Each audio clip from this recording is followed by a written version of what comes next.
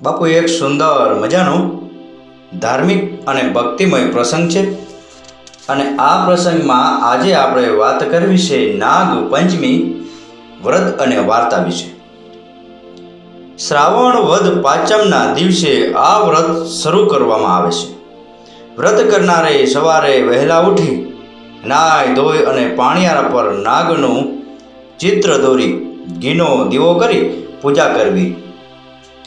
ત્યારબાદ બાજરીના લોટની ઠંડા ઘીમાં ચોળેલી કુલેરનું નૈવેદ્ય ધરાવવું અને એક ટાણું કરવું। એમાં આગલા દિવસના પડાલેલા મઠ, મગ, બાજરી, કાકડી તથા અથાણું ખાઈ શકાય।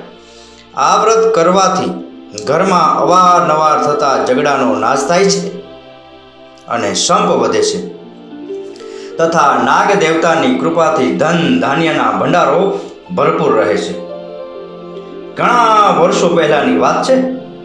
ધરમપુર નામે એક નગર હતું અને આ નગરમાં એક ડોશી તેના 6 દીકરા તથા વહુ સાથે રહેતા હતા। દરેક વહુને પિયર હતું, મા બાપ હતા, પરંતુ નાની વહુ રાધાને પિયરમાં કોઈ નહોતું। આથી એને બધા નપીરી કહી અને મેણા મારતા। તેની પાસે સાસુ અને જેઠાણીઓ ખૂબ કામ કરાવતી હતી, ખાવાનું પણ પૂરતી આપતી ન હતી। ભાદરવો મહિનો આવ્યો એટલે એમના ઘેર ખીર બની। ઘરમાં બધાએ પેટ ભરી અને ખીર ખાધી, પણ નાની વહુ રાધાને કોઈએ યાદ ન કરી। એ દિવસોમાં એ ગર્ભવતી હતી, આથી તેને ખીર ખાવાનું મન થયું। સાસુએ તેને તપેલીમાં જે હોય તે ખાઈ લઈ વાસણ માંજવાનું કહ્યું। રાધાએ રસોડામાં આવીને જોયું તો ખાવાનું કંઈ ન મળે। ખીરની તપેલીમાં બાજેલા પોપડા સિવાય બીજું કંઈ ન હતું। આથી તે નિરાશ થઈ ગઈ। છતાં પણ તે વાસણો લઈ નદીએ માંજવા ગઈ। ત્યાં જઈ તેણે તપેલીમાંથી પોપડા ઉખાડી એક કપડામાં ભેગા કરી મૂક્યા। તેને એમ કે વાસણ માંજી લીધા પછી નિરાતે હું ખાઈશ। હવે બન્યું એવું કે જે ઝાડ નીચે તેણે કપડામાં ભેગા કરી અને પોપડા રાખ્યા હતા તે ઝાડ નીચે એક નાગણ આવી અને ખાઈ ગઈ અને બધા પોપડા ખાઈ ગયા પછી નાગણ ત્યાંથી જતી રહી અને થોડી વારે રાધા વાસણ માંજી અને ઝાડ પાસે આવી। તેણે જોયું તો કપડામાંથી પોપડા ગાયબ હતા। નાગણ આ બધું ઝાડ પાછળ સંતાઈ અને જોતી હતી। તેના મનમાં એમ કે તે હમણાં મને ગાળો દેશે, મને જેમ તેમ શબ્દો બોલશે, પરંતુ તેના આશ્ચર્ય વશે રાધા બોલી, જેણે ખાધા હશે એનું પેટ ઠરજો। બિચારી મારા જેવી કોઈ દુખિયારી ખાઈ ગઈ હોય એમ લાગે છે। આ સાંભળી નાગણ ખૂબ જ ખુશ થઈ ગઈ અને તેણે રાધાને દર્શન આપતા કહ્યું, બહેન, મને ખૂબ જ ભૂખ લાગી હતી એટલે તારી બધી ખીર હું ખાઈ ગઈ છું। બોલ, એના બદલામાં તારે શું જોઈએ છે? તારે કઈ વાતનું દુઃખ છે એ મને તું જણાવ। એના પ્રત્યુત્તરમાં નાની વહુ રાધાએ પોતાનું દુઃખ વ્યક્ત કરતા કહ્યું, માં, મારા પિયરમાં કોઈ સગું નથી, માટે મારા સાસરે સૌ મને મેણા મારે છે। વળી થોડા દિવસમાં મારો ખોળો પણ ભરવાનો છે। મારે કોઈ ભાઈ નથી, હું કોનો ખોળો ભરવા બોલાવું? આટલું બોલતા તેની આંખમાંથી ટપ ટપ ટપ આંસુડા ચાલુ થઈ ગયા। નાગરનું હૃદય દ્રવી ઉઠ્યું। તેણે રાધાને સાંત્વના આપતા કહ્યું, બહેન, તું રડીશ નહીં, હું તને મારી આજથી દીકરી સમજું છું, તું જરાય ચિંતા ના કરતી। તારો ખોળો જ્યારે ભરવાનો હોય ત્યારે ફક્ત એક કંકોત્રી મારા રાપડા પાસે મૂકી જજે, બાકીનું બધું કામ હું સંભાળી લઈશ। આટલું સાંભળી રાધા તો ખૂબ જ ખુશ થઈ ગઈ। થોડા વખત પછી સાસુને ખોળો ભરવાનો દિવસ આવ્યો। જેઠાણીઓ નાની વહુ રાધાને મેણા મારવા લાગી, એલી બાઈ, પિયરમાં તો કંઈ કાળું કૂતરું સગું નથી, તો પછી ખોળો શાનો ભરવાનો હોય? આ સાંભળી નાની વહુ દુઃખી થઈ ગઈ. તેણે સાસુને વિનંતી કરી, મારા પિયરમાં દૂરના એક સગા છે, એમને મારે કંકોત્રી મોકલવી છે, લખી આપો. સાસુએ ના છૂટકે મોટી વહુ આગળ એક ચબરખી 2 અક્ષરો લખીને પકડાવી અને નાની વહુને આપ્યા.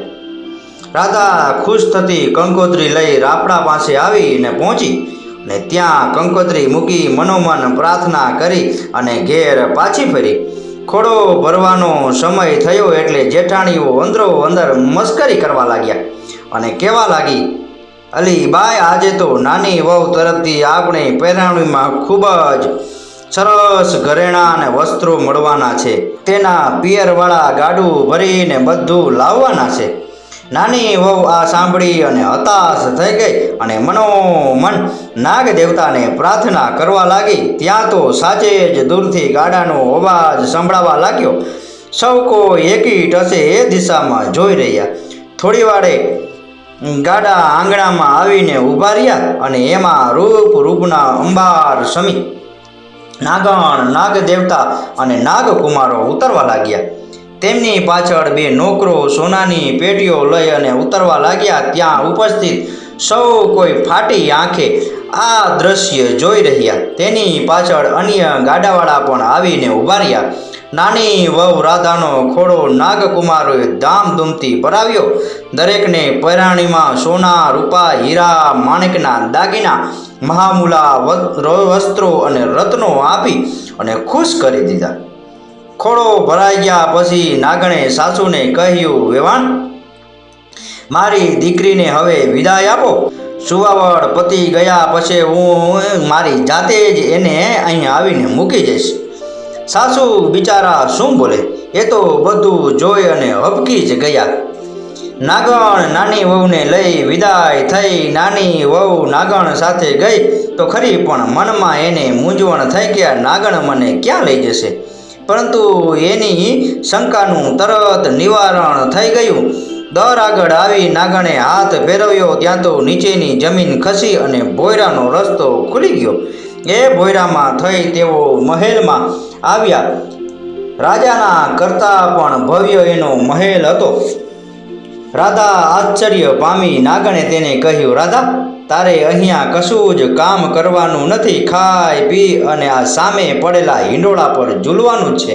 હા, ફક્ત તારે એટલું જ કામ કરવાનું છે કે સવાર, બપોર, સાંજ આ રૂપાની ઘંટડી વગાડી અને બધા નાગકુમારોને ભેગા કરી અને દૂધ પાવાનું છે. નાની વહુએ આ કામ સ્વીકાર્યું અને દિવસો પસાર થવા લાગ્યા. એક શુભ દિવસ તેને દેવ જેવો દીકરો અવતર્યો. બધા રાજીના રેડ થઈ ગયા. છોકરો ધીરે ધીરે મોટો થવા લાગ્યો. એક દિવસ રાધા કંઈ કામ અંગે દૂધના વાસણ ભરેલા ઠારવા મૂકી બીજા ઓરડામાં ગઈ. છોકરો રમતો રમતો ત્યાં આવી ચડ્યો અને તેણે રૂપાની ઘંટડી લઈ વગાડવા માંડી. ઘંટડીનો અવાજ સાંભળી નાગકુમારો દોડતા આવી પહોંચ્યા. તેમને જોઈ છોકરો ડરી ગયો અને તેના હાથમાં રહેલી ઘંટડી છૂટી ગઈ અને 2 નાગકુમારોના પૂંછડા પર પડી. આથી નાગકુમારોના પૂંછડા કપાઈ ગયા. બધા નાગકુમારો ગરમ દૂધ પીવા ગયા ત્યાં એમના મોઢા દાઝી ગયા.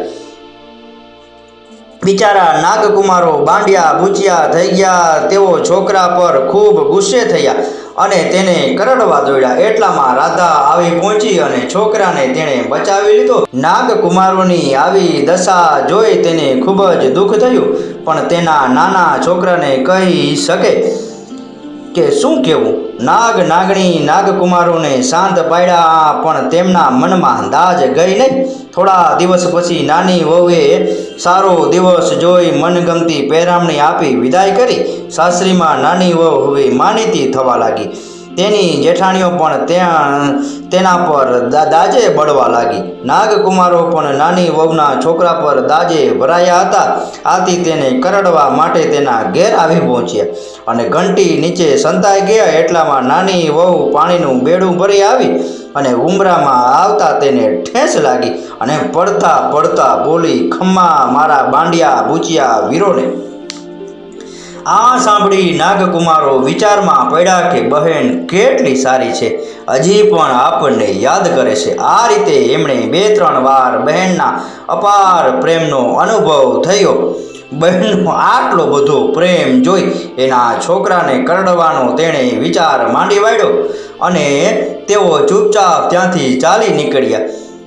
એક દિવસ નાની વહુના છોકરાએ જેઠાણીના દૂધની તપેલી ઢોળી નાખી. આથી તે ગુસ્સે થઈ ગઈ. તેણે છણકો કરતા બોલી ઉઠી, અમારા છોકરાનું દૂધ ઢોળાવીને તારા હાથમાં શું આવ્યું? તમે તો મોટા ઘરના છો, તે તમે ગાયો ભેંસો કાલે વસાવી લેશો, પણ અમે ક્યાંથી લઈ આવી શકવાના હતા? આ સાંભળી નાની વહુને ખૂબ જ દુઃખ થયું અને એ જ દિવસે છોકરાને લઈ નાગમાતા પાસે આવી પહોંચી અને પોતાનું દુઃખનું વર્ણન કરતા બધી વાત સંભળાવી. નાગમાતાએ તેને આશ્વાસન આપી બીજે દિવસે નાગકુમારોને ગાયો લઈ તેની સાથે મોકલી આપ્યા. તેમાંથી કેટલી ગાયો જેઠાણીઓને આપી અને આથી તેઓ ખૂબ જ ખુશ થઈ ગયા. આખા ઘરમાં આનંદ છવાઈ ગયો. હે નાગદેવતા, તમે જેવા નાની વહુને પડ્યા એવા સૌ કોઈને પડજો અને સૌના કામ કરજો. બાપુ, આ હતો નાગપંચમી વ્રત અને કથા વિશેનો પ્રસંગ. આ કથા, આ વાર્તા પૂરેપૂરી સાંભળી એ બદલ આપનો ખૂબ ખૂબ આભાર. આપનો દિવસ શુભ રહે. મહાદેવ હર.